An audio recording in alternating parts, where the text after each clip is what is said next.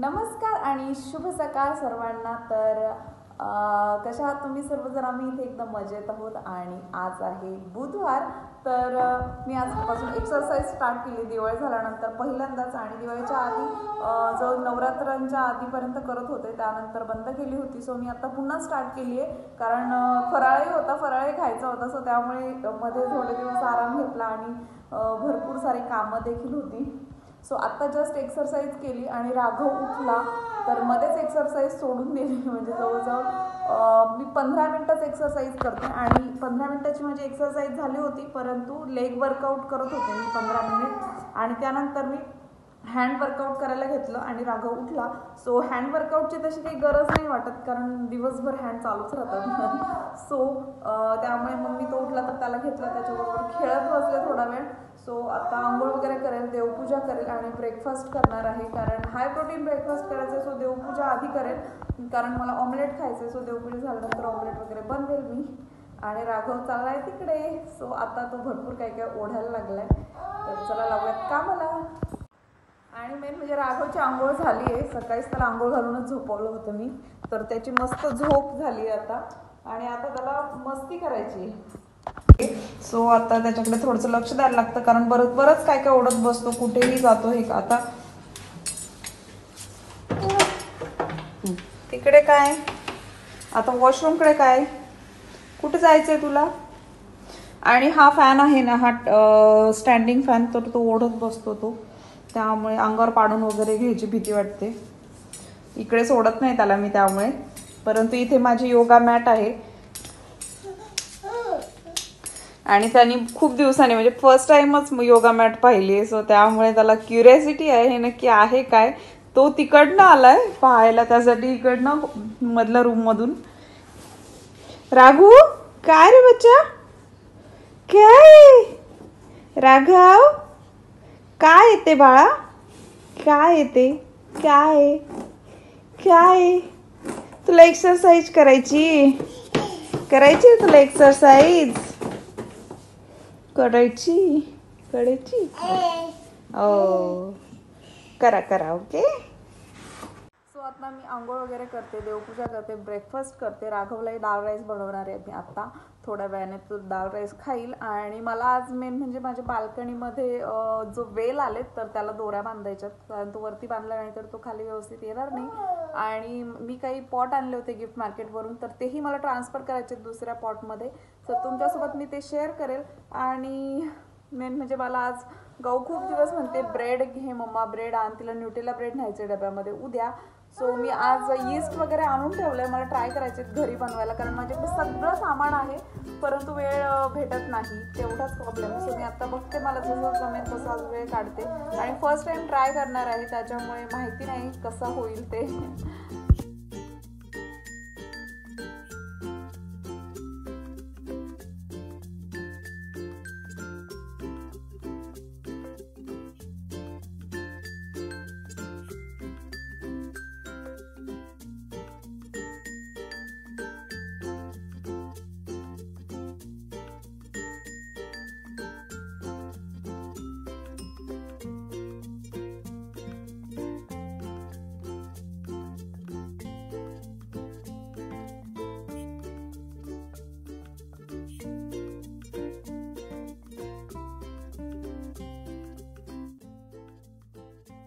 अशा प्रकारे आता हे ब्रेकफास्टमध्ये ऑमलेट वगैरे घेईन, आणि चहा मी ऑलरेडी घेतला आहे। सो राघवसाठी डाळ राईस लावणार आहे, आणि दुपारच्या जेवणामध्येही पोटॅटो आणि शिमला मिरची आहे। सो दुपारच्या जेवणामध्ये पोटॅटो शिमला मिरचीची भाजी, बीटरूटची चपाती आणि डाळ राईस लावणार आहे मी। सो त्यातली मी डाळ घेणार आहे, राघवसाठी लावणार आहे, कारण राघवला सवय लावायची मला डाळ राईसची। सो चला आता मी ब्रेकफास्ट करते आणि मग पुढचं काय करायचं ते ठरवते। हॅलो, आणि आताच माझं कुकिंग म्हणजे मी राघवसाठी डाळ राईस लावला आहे, आणि राघव इथे मी वॉशिंग मशीन लावली आहे, सो ती फिरते तर त्याच्याकडेच बघत बसला आहे। तोपर्यंत मी पटकन डाळ राईस लावून घेतला, आणि माझं क्लिनिंग देखील झालं आहे आता।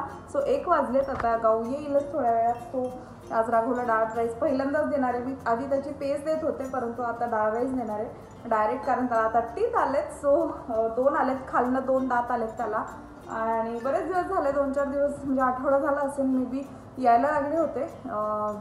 दिवाळीच्याच टायमिंगमध्ये मे बी यायला लागले होते. दिवाळीच्या टायमिंग दिवाळी झाली आणि असे थोडेसे बाहेर व्हाईट दिसायला लागले. सो आत्ता चांगले वरती आले.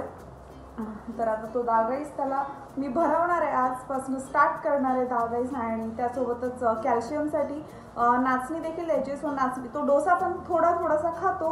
सो मी त्यात माझ्यासाठी डोसा बनवणार आहे आणि मग तोही खाईल, म्हणजे दोघांचंही काम होईल. कारण डोसा डाएटसाठी देखील खूप हेल्दी आहे. सो मग मी असं विचार करते की नाचणीचा डोसा दोघांसाठी बनवेल मी. सो रात्री त्यासाठी नाचणी भिजायला घालायला लागेल मला नेहमीप्रमाणे. सो आज रात्री मी ट्राय करेल भिजवायचं. तर आता गाऊ येईलच. सो मी आता जरा वेळ आराम करणार आहे, कारण खूप पाय दुखतात. सगळं आवरल्यावरती चक्कर यायला होते अक्षरशः. आणि इथे मी राघवला डाळ राईस खाते. सोबतच मी इथे डाळ राईस घेतला आहे आणि इथे आहे एक चपाती आणि ही शिमला मिर्च पोटॅटोची भाजी आहे. की भूक लागले. तर आता हा दुपारचं जेवण आहे माझं. जवळजवळ 1:45 वाजलेत आता. आणि मी इथे लवकरच ब्रेड करायला घेतले होते, कारण त्याला फर्मेंटेशनसाठी खूप जास्त वेळ लागतो. सुरुवातीला 3 तास, नंतर पॉटमध्ये म्हणजे ज्याच्यामध्ये आपल्याला ब्रेड बनवायचे त्याच्यामध्ये 2 तास वगैरे ठेवायला लागतं. सो इथे मी एक 6 ग्रॅम होतं ईस्ट माझं. तर ड्राय ईस्ट आहे हे. तर मी 3 कप हा माझं गव्हाचं पीठ घेत होते आणि गव्हाच्या पिठामध्ये मी हे ड्राय ईस्ट टाकलं होतं. तर मी कोरडंच मिक्स केलं होतं, ॲक्टिवेट वगैरे काही केलं नव्हतं. सॉल्ट ॲड केलं आणि हे छान मिक्स करून घेतलं पाणी घालायच्या आधी. तर बराच वेळ म्हणजे 1-2-3 मिनटं चांगलं मिक्स झालं पाहिजे. तर मिक्स झाल्यानंतर मग मी 1 कप पाणी घेतलं आणि त्या पाण्यामध्येच मी छान मळून घेतलं. जास्त काही त्याला मी त्रास म्हणजे मला स्वतःला त्रास करून नाही घेतला आणि त्यालाही त्रास नाही दिला. सो असं छानसं मळून घेतलं. आणि जरा सैल पाणी थोडंसं जास्त लागतं तुम्ही जेव्हा गव्हाच्या पिठाचे ब्रेड बनवता तेव्हा. तर मी यूट्यूबवर पाहूनच केलं होतं. फर्स्ट टाईमच मी बेकिंग करत होते.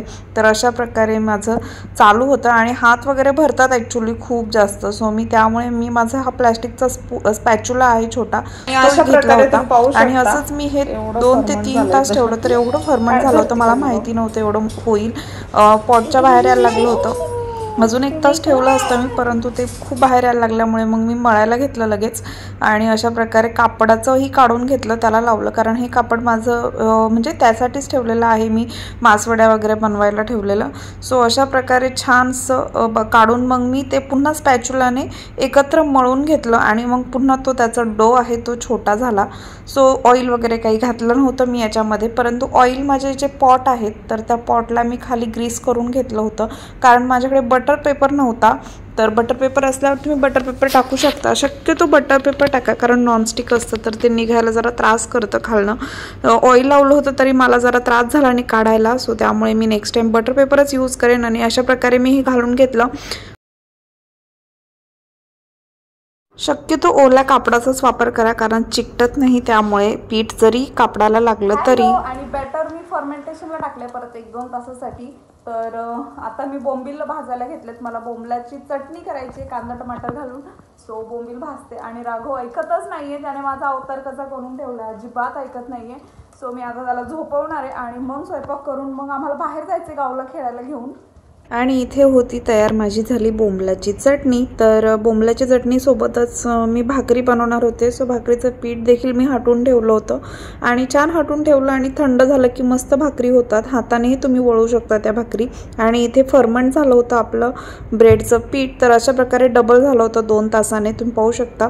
तर हे मी जास्त आता याला काहीच करायचं नाही, थोडंसं तुम्ही सेट वगैरे करू शकता. आणि याच्यावरती माझ्याकडे घरामध्ये तीळ होते, तुम्हाला पाहिजे ते सीड्स तुम्ही घालू शकता. सीड्स प्रोटीन रिच असतात, हेल्दी असतात. सो अशा प्रकारे मी तीळ वरून घालून घेतले होते. आणि तीळ वरून घातल्यावर लगेचच मी ओव्हन ऑलरेडी मी प्रीहीटला लावला होता, एक 10 मिनटं प्रीहीट केला होता 280 डिग्रीवरती. आणि त्यानंतर मग मी 45 मिनिटसाठी माझे ब्रेड बेकिंगसाठी लावले होते. सो 45 मिनिट आणि 280 डिग्रीवरच लावले होते, काही वेगळं नाही. सो अशा प्रकारे सिम्पल आहे, जास्त काही टेन्शन घेण्याचं नाही आहे. ओव्हन मीही फर्स्ट टाईम करत होते, घाबरत होते मी एवढा वेळ ठेवू, आग वगैरे लागते की काय, असंही मनामध्ये येत होतं की ओव्हन आहे शेवटी, आपल्याला माहिती नाही वापरायचं.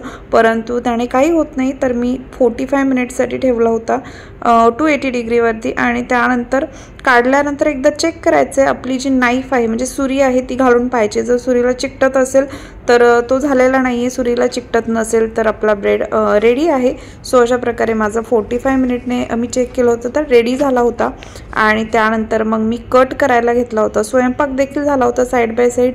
मी गाऊला खेळायला देखील घेऊन गेले होते खाली, तर तिलाही आणलं होतं. तोपर्यंत तो थंड झाला. गरम गरम कापला तर गोळा होतो, त्यामुळे मी गरम गरम नाही कापला. सो खालनं 1 तासाभरानं मी थंड झाल्यानंतरच कट करायला घेतला होता.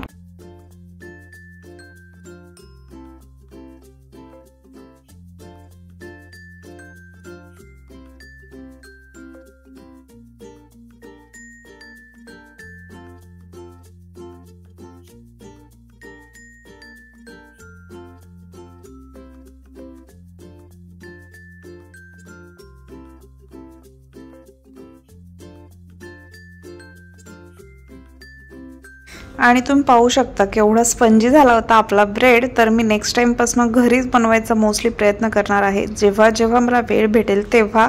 तर असं स्पंजी ब्रेड आणि घरी बनवलेला म्हटल्यावर असं वाटलं होतं की आता कधी खाईल हा. चहासोबत वगैरेही खूप छान लागला. आम्ही ट्राय केला त्यानंतर. आणि मी पहिल्यांदाच ब्राऊन ब्रेड बनवलेत. म्हणजे मी याआधी पावही ट्राय केले नाहीत, कधी कोणताच ब्रेडही ट्राय केला नाहीये, केक सुद्धा ट्राय केला नाहीये. परंतु पहिल्यांदा मी असे ब्रेड बनवलेत आणि मला खूप आनंद झाला कारण वजन कमी करायचं आहे मला. सो वेट लॉससाठी होममेड ब्राऊन ब्रेड आणि म्हणजे मी घरचा जो माझा आटा आहे त्यापासून बनवले. तुम्हाला दाखवते मी कसे बनलेत. सो तुम्ही पाहू शकता